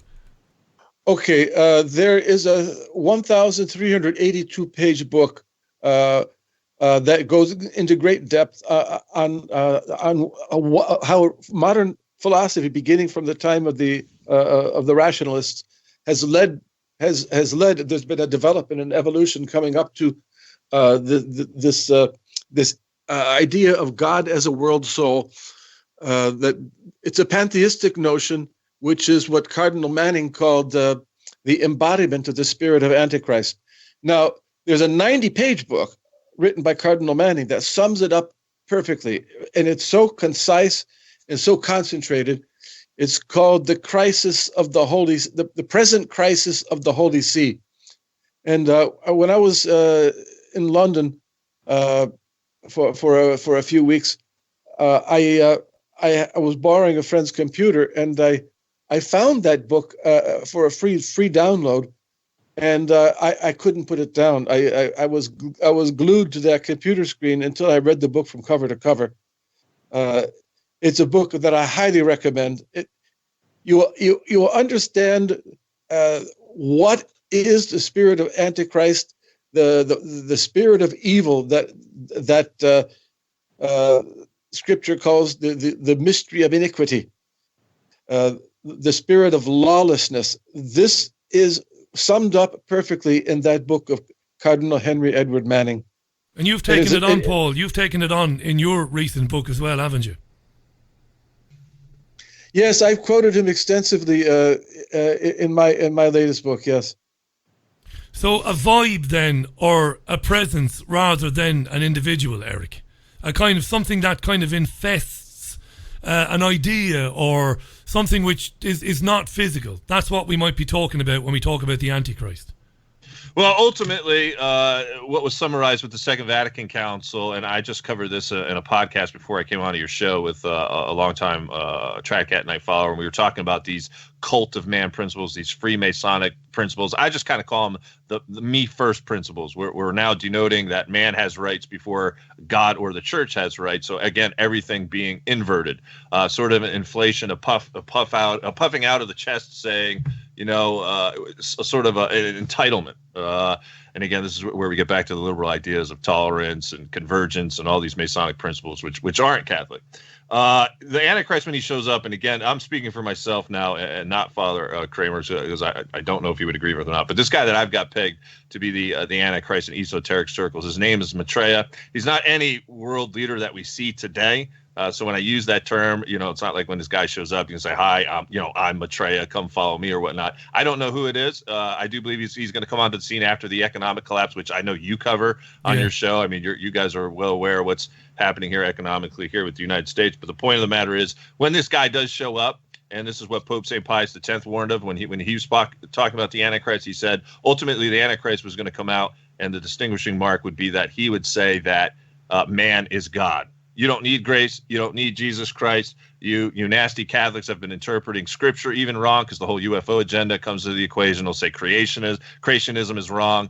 We'll have these fallen angels in the flesh out and about, which I do believe are present in the world today, as I know we've talked about in times past. But I've got exact verbiage from this guy saying this is one of the first things he's going to tell you. You're a God in and of yourself. You are, quote unquote, made in the likeness and image of God, but that interpretation means that you don't need God's grace. And so it'll go through this whole sort of, New Age esoteric initiation system, which I do think that they're going to pass through Rome, actually, the sort of pseudo sacraments. And one of them is going to be the mark of the beast. The second initiation, according to this guy, is going to be this counterfeit baptism, which St. Hildegard referred to, that everyone is going to have to take in order to buy or sell in the quote unquote new world. And that could be right around the corner, because I've had all the top, science techie people on the shows, I'm sure you have, and they say they could very well implement this system over the next 5 years, give or take. Satanic imagery is everywhere, isn't it? It's everywhere. Whether you're watching a pop video, if they still make pop videos, they do. I've got MTV. If you watch a pop concert, satanic imagery is everywhere. When you were talking about religions and false religions, I used to think that consumerism was a dark religion. Now I look at climate change, evangelical, behavior by people like Greta Thunberg and people like that. Then I look at Extinction Rebellion and groups like those, and they often have symbols they use, and they're often, I wouldn't say satanic, but they are kind of occult in nature. And I'm fascinated by that. Is that something that people need to look out for? I don't want to be kind of glib with that question. Yeah, go ahead, Paul. I remember, I think it was about 1986. I had been in the Philippines, and I was visiting my parents in the United States, and I was watching television one Saturday morning with the cartoons, and I was really shocked, because what I was seeing was under the guise of entertainment for children, cartoon program on Saturday morning for kids. What I saw was Canaanite mythology. Wow. On a children's television show, Paul. Yes, it was Canaanite mythology, just disguised as some kind of a surreal adventure episode. And take a look at some of the TV shows. I'm not sure what you get over there, Richie, but we've got programs here in the United States openly endorsing Lucifer. I mean, there's literally a show called Lucifer. There is, where he's a nice guy. Yeah, he's a nice guy. And then there's a cartoon out. I saw this the other day. I had the TV on, trying to get caught up on the news. I think it was on Fox, which is considered a conservative channel out here. And there's a new show called, I think, like Bless the Hearts. And it's a cartoon that's geared more towards, like, I don't know, kids in their teenage years, probably people in their 30s or 40s or whatnot. And they were openly mocking our Lord, like painting him off as, some kind of lunatic, and again, saying, Satan, Lucifer is the good guy or whatnot. It goes back to what I said before about deception. I mean, there's the ultimate brainwashing, and the TV has to be the most utilized tool by the New World Order in order for them to get people to buy into their narratives. I just got another strike on YouTube the other day, and coincidentally, it was another one of my videos kind of unmasking some of the atrocities of Israel. So like 99% of my videos, which are pulled down by YouTube, are literally unmasking the atrocity of Israel. It would only go back to my thesis as to who is really in control of the New World Order, which I've talked about in times past. But yeah, the satanic imagery is all around us. Take a look at all the puppet world leaders that give that 666 hand sign, whether it's Francis, whether it's Trump, whether it's Erdogan, whether it's Merkel. They're all pledging allegiance to the Antichrist, in my humble opinion. If it happened, sorry, Eric, if it happened once or twice, you might say, well, it's coincidental. But when it happens all the time, even the handshake, and again, you see some of the royal family doing that thing when they put their hand just inside their jacket with the fingers. I mean, it's unbelievable. Now, I want to ask Paul a question. Go ahead. Because I want to ask Paul. Father Kramer's got an interesting story. I don't know if you can recall it, Father, when he came on my podcast and talked about how when Bergoglio was supposedly elected, when talking about the hand signs and how he might potentially be a Mason. I don't know if you can recall that story, Father, because I know you mentioned it a few podcasts ago. Indicating how there was another seemingly member of a secret society who was like, hey, that's one of our guys. Something like that. Yes. I remember. I was in Canada at the time. No, that was Benedict. When Bergoglio was elected, I was here in County Cork watching on television.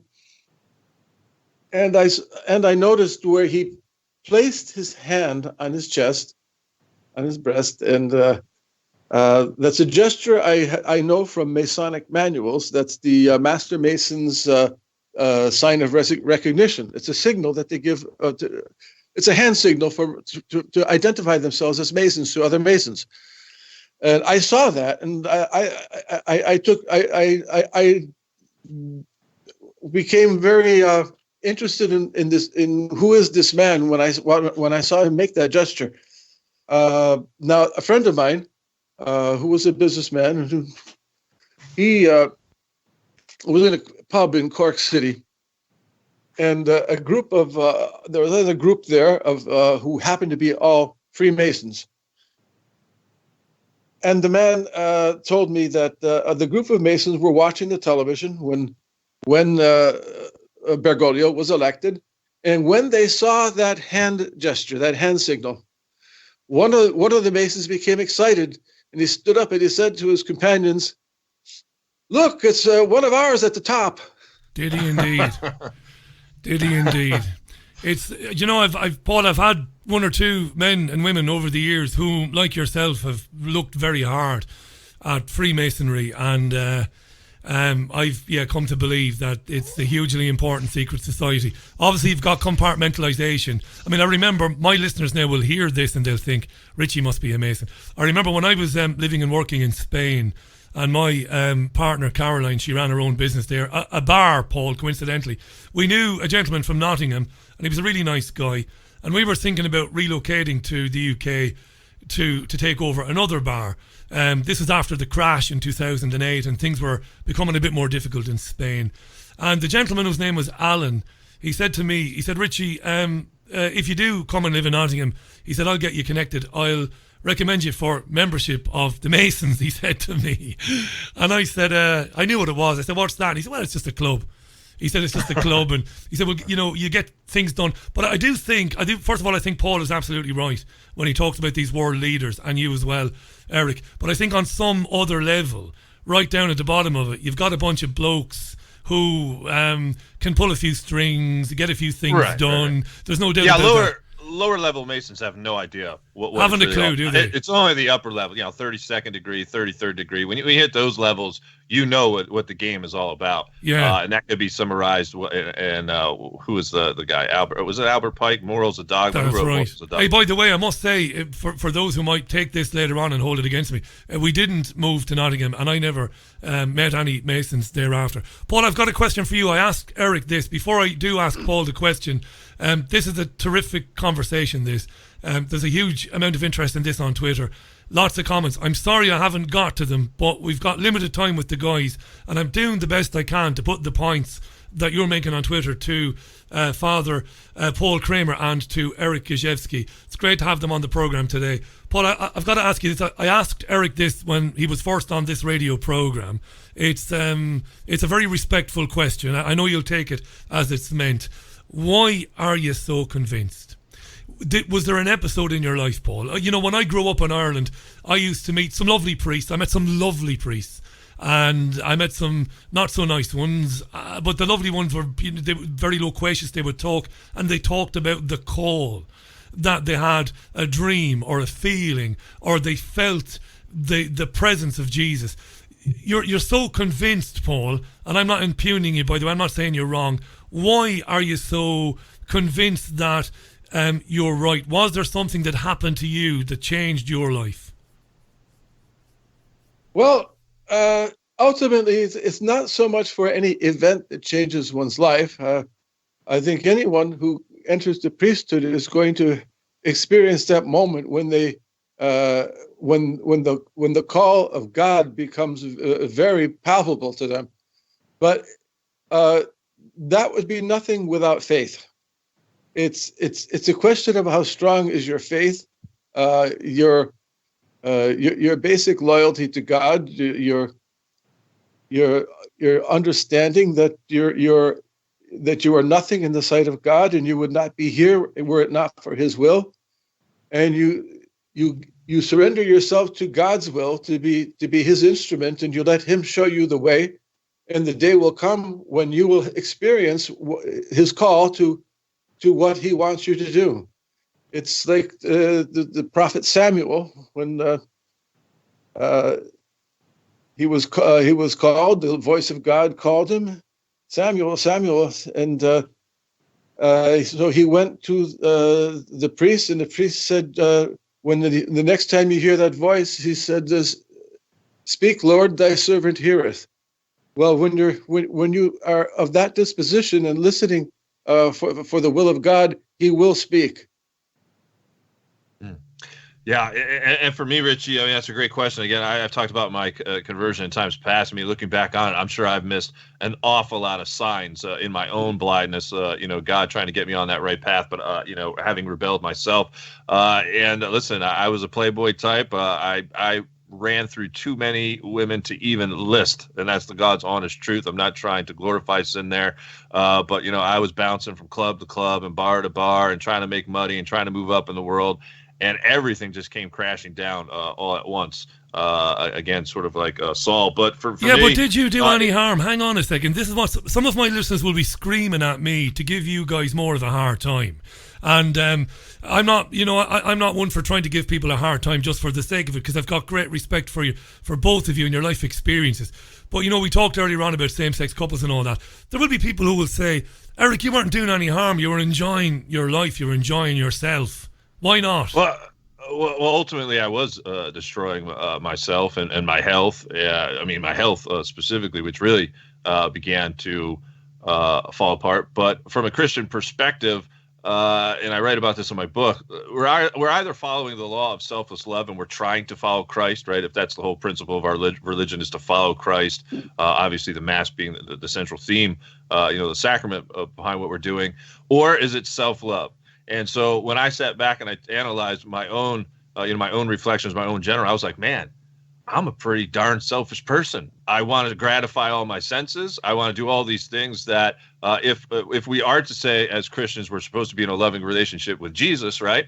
And I want to do what he has indicated we need to do in order to stay in his good graces. I wasn't doing any of those things, right? So I had to say, okay, what is my purpose here on earth? I mean, I had a whole, I had to twist my whole life around and say like, okay, what in the world am I doing?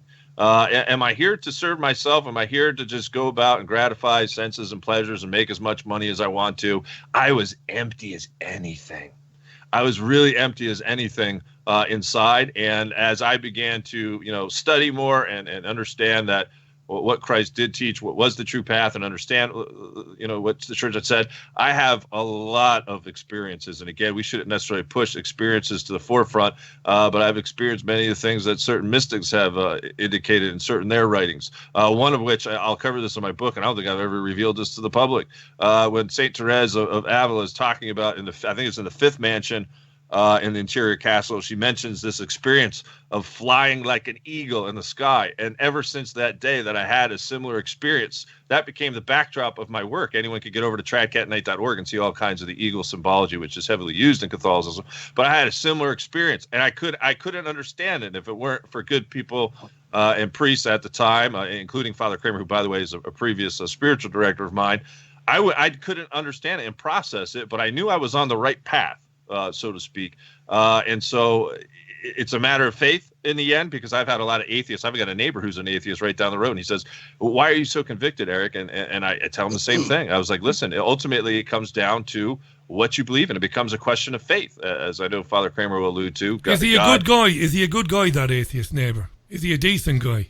I don't want to dwell on this. I'm not trying to trip you up. I mean, in general, you would kind of label him, I would say he was a man of goodwill. Yeah, he certainly wasn't like, he wasn't like a serial killer or whatnot. But, he went through a hard, some, what I came to the conclusion of, he went through a lot of harsh experiences that I went to. He couldn't process and understand suffering, so he just rejected Christ. That's what I come to in my ministry when I come to individuals. And again, I'm not speaking to you, Richie. No, I know you're not. I don't know. I want to ask Paul a question on that. No, it's just because I don't really want to know any God who says to a man who's done right by his neighbours, at the end times, God says, well, look, you didn't believe in me, so, you can go wander in purgatory. I don't want to know that, God. And again, I don't want to disrespect or offend you or Father Paul. Paul, on that, I want to ask you a question. Stephen Fry is an actor. Now, forget that he's gay. I'm not mentioning him because he's gay. It doesn't matter that he's gay. He's an actor and a comedian. I know you know who he is, Paul, Stephen Fry. He did a programme some years ago with the Irish broadcaster Gay Byrne. Rest in peace, Gay Byrne, by the way, who died recently. Now, in the interview, I thought Stephen Fry gave a very good answer to a question by Gay Byrne. Stephen Fry's an atheist, as far as I understand. And I think Gay Byrne said something along the lines of, if you did get to meet God, what would you say to him? And I think Stephen Fry said, how dare you? How dare you allow these things go on? If you've got the... I know, Paul, this is a very 5-year-old, 6-year-old child question, but I'm going to ask you anyway. Fry said, look, how could you tolerate this? How could you allow people be forced to live in squalor? How could you allow children be bombed to death in Gaza? Millions of people murdered by a few lunatics. And I tell you what, Father Paul Kramer, it must really piss you off, excuse my language, when you hear the architects of destruction profess their love for God. It must really drive you crazy. But Fry said, look, I'd say to him, how dare you? You're asleep on your watch. What do you think, Paul?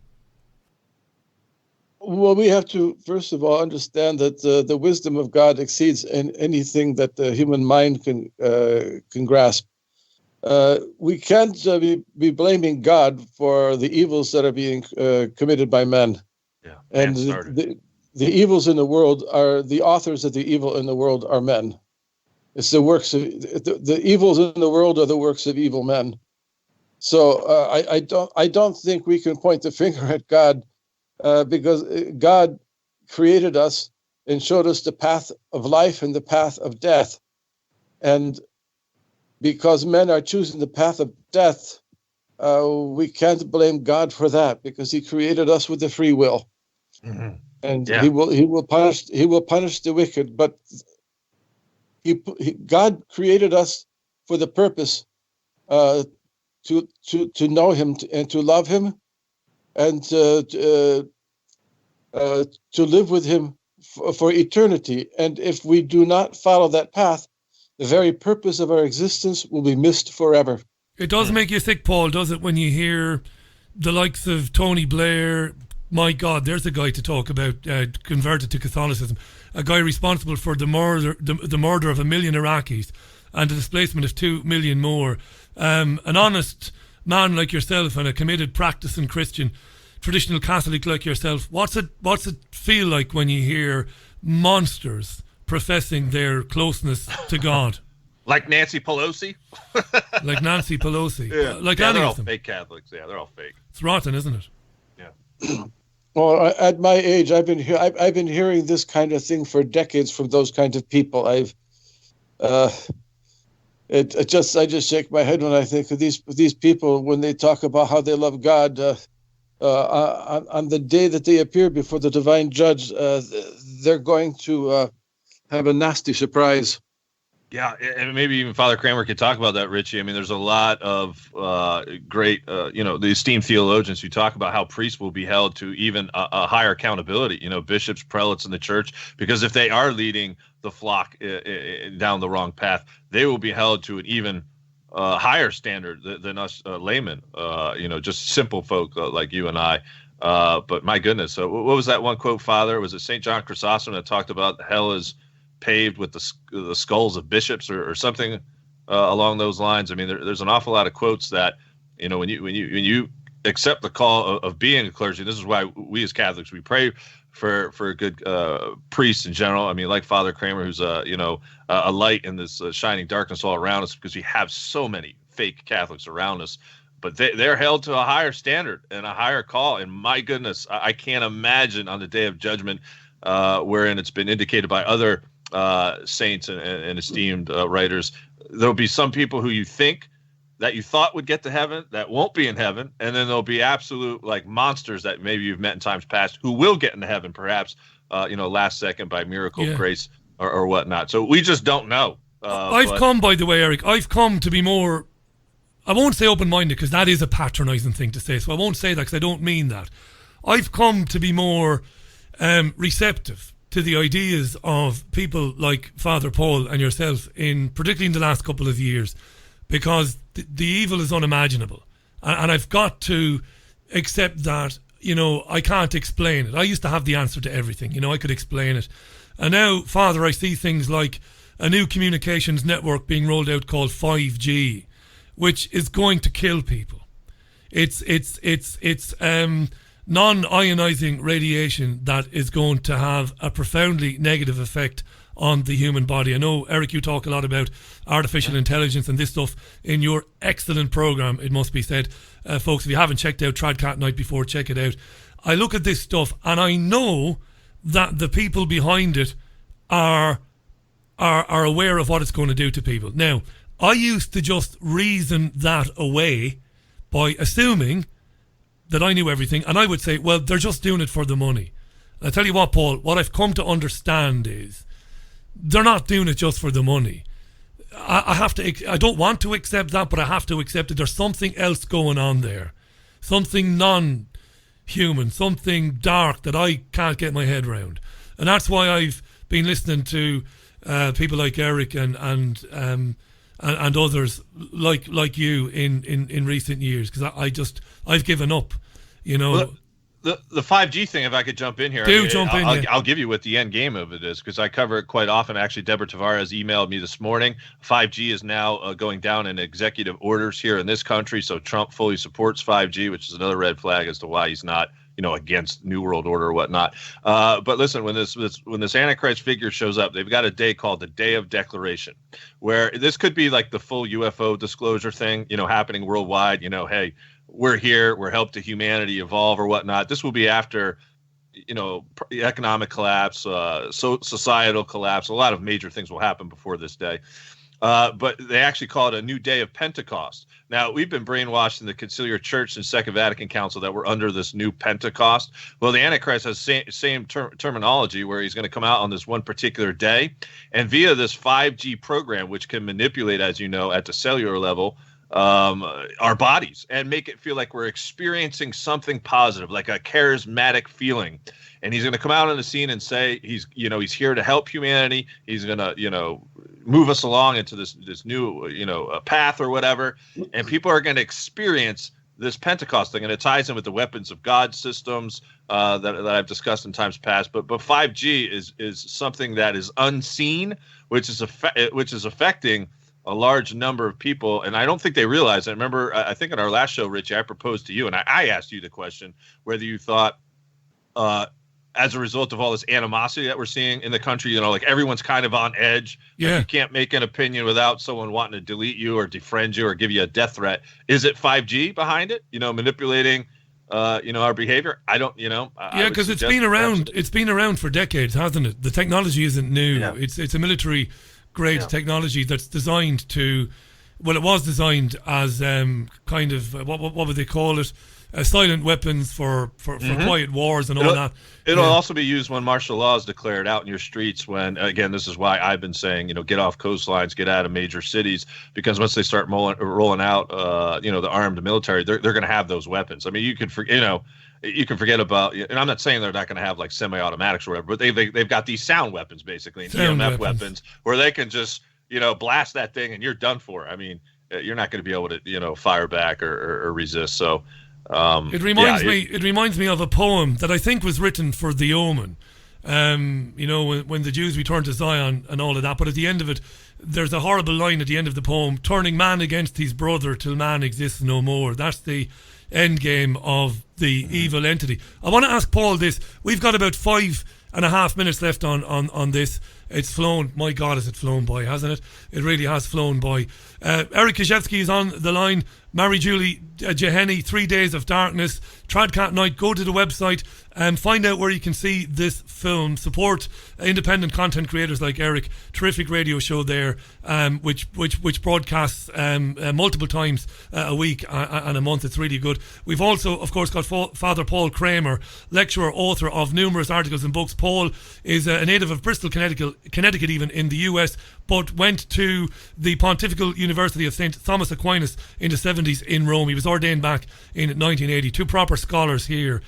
Whatever you're getting from this, massive interest in this on Twitter. I can't believe it. It's huge. It really is. Paul, I want to ask you: is it a one-time deal for us, Paul, as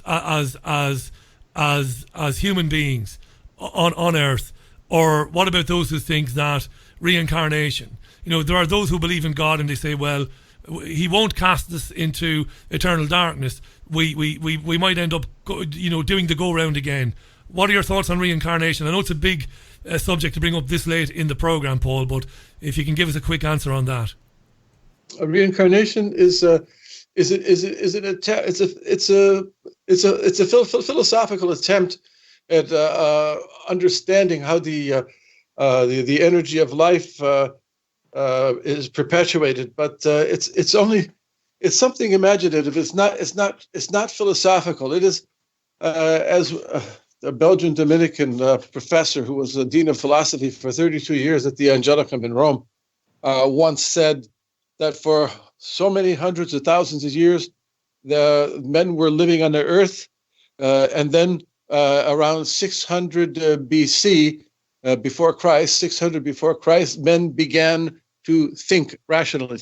Men began to think.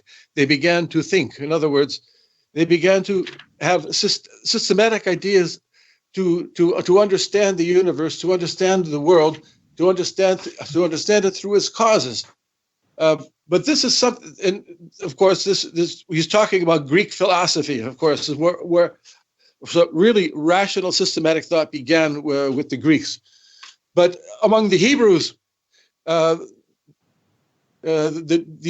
idea of the immortality of the soul that was developed first, I think, by Plato, and he had his first demonstration, which I consider philosophically still to be considered quite valid. The same truths were revealed to the Hebrew prophets, and by the authority of the revealing God, the God of Israel. And the tradition, of course, is the resurrection of the dead, the survival of the soul after death. The soul doesn't become reincarnated. The soul, death is a separation of the body and the soul, and the soul exists in a different realm that is not of this world. The soul is a spiritual substance. It is immaterial. Like the angelic nature, it is a pure spirit once it is separated from the body. And God places us on this earth, unites our soul to our body. It's a unique union. It's only one soul to one body. And on the day of resurrection, that soul and that body will be reunited again by the almighty power of God, because only God has the power to do such a thing as that. When St. Paul was speaking to the Greeks in Athens, some of them were just completely taken aback by the idea that there could be a resurrection. Others were saying, "Well, listen. This is an interesting topic." Among the Jews, they had in the pre-Christian times, there was already the tradition of the resurrection of the dead, so that when we die, our soul is separated from our body, and then at the end of time, God will reunite the soul and the body for eternity, and we will be in our bodies again for the rest of eternity, and preserved by the power of God, either to receive our reward or to be meted out our punishment for eternity. Eric, do you want to come in on that, because we've got about 2.5 minutes left before we've got to wrap? I think he's hit the nail on the head. I don't think I could really add too much more to that. But I do want to personally thank you, Richie, for this time. I've got to get going to a podcast here in a minute, and I do want to thank Father Kramer for all that he has done, and make sure everyone goes out and gets Father Kramer's book. It's a 3-volume set. The first volume has already come out, so there's actually 2 more volumes coming, Richie. The first volume, I'm nearly complete with the first volume here. It's like 700 something pages, but it's going to help Catholics make sense of what's going on in the church. And really, for those who are not Catholic, I would encourage them to pick it up, because it really helps people to understand the times that we believe that we live in. And I did want to say this in conclusion, though, Richie. The motto or the premise of the apostolate that I feel I've been called to is to be sort of a forewarner, a sort of Noah, if you will, but also to prepare, but then also, to provide leadership for people, because there have been notable people such as Benedict XVI to talk about that when everything collapses. You mentioned these men of goodwill. They're going to be looking for some kind of answer, because as you said you thought you had all the answers, and it turns out as things get worse, like maybe you don't have all the answers. They're going to be looking for people like Father Paul Kramer and us Eagles, to help them process everything that they're seeing, because it's going to be so unimaginable in accordance with Scripture. Our Lord says that people are going to die of fright of thinking what is going to happen next. The powers of the heavens will be shaken, and it is going to be something like no other, to where if you don't have faith, if you don't have hope, you're not going to make the times ahead. So I think it's we're already seeing suicide rates rising, as you and I have talked about in podcasts past, and we're not even really to the worst yet. So people are kind of like dipping out already. And I just wanted to encourage everybody to, remain on the side of faith and hope. Ultimately, this is the message of Fatima, which we didn't talk about. Maybe we could do another show, and Father Kramer and I could talk about Fatima specifically. I'd love it, because there are lots of things we didn't get to talk about. I'd love to do that in the new year. I really would, mate. And my word is my bond, no doubt about that. Eric, thanks for coming back on the program. Father Paul Kramer, it was an absolute pleasure to have you on today. Thanks for giving us your time. Good luck with the book. I will put links out to where people can find it. I really appreciate it, Paul, and I hope that you will come back again in the new year and spend some time with us talking about these issues. And I want to wish you both sincerely a very Merry Christmas, a peaceful Christmas, and just again, thanks for coming on. I really appreciate it, and all the best to you both. Cheers. Yeah, and good luck. And for Richie's audience, Richie typically joins me every month, so look for Richie on my show, tradcatnight.org. And keep doing what you're doing. Keep exposing all these new world order agendas. It's very, very important. Thank you so much. You're welcome. Thanks, Paul. Thank you too, and Merry Christmas. Merry Christmas, Paul. Thank you. That was Father Paul Kramer and Eric Gajewski live on the line. Eric, of course, is at his base. He's back in the US, of course, and Father Paul Kramer, North Cork, this evening. Really enjoyed that conversation, it must be said. Right, that's about it for today's programme. This will, of course, be on iTunes and Spotify in about 25 minutes' time or thereabouts. It'll be on YouTube later on. Thanks for all your tweets. I did get to a lot of the points you made in that conversation, so don't hold it against me if I didn't read out your particular comment. I look forward to, in the new year, getting the guys back on again to talk about Fatima. Alrighty. We are going to go. I'll be back with you tomorrow at 9:30 for the newspaper review programme on YouTube, That Nonsense.